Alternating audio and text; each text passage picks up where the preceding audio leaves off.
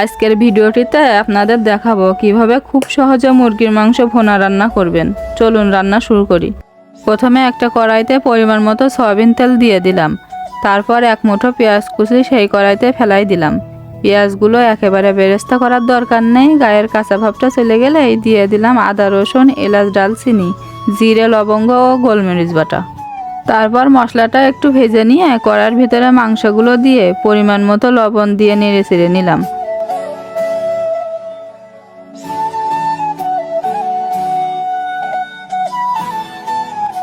তারপর দিয়ে দিলাম পরিমাণ মতো শুকনো ঝালের গুঁড়ো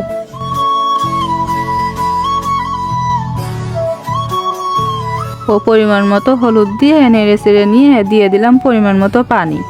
তারপর ঢাকনা দিয়ে 3 মিনিট ঢেকে রাখলাম।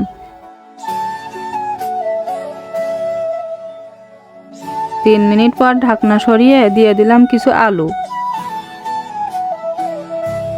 আর রাঁধুনি মাংসের মশলা দিয়ে কিছু সময় মাংসটা কষাই নিলাম।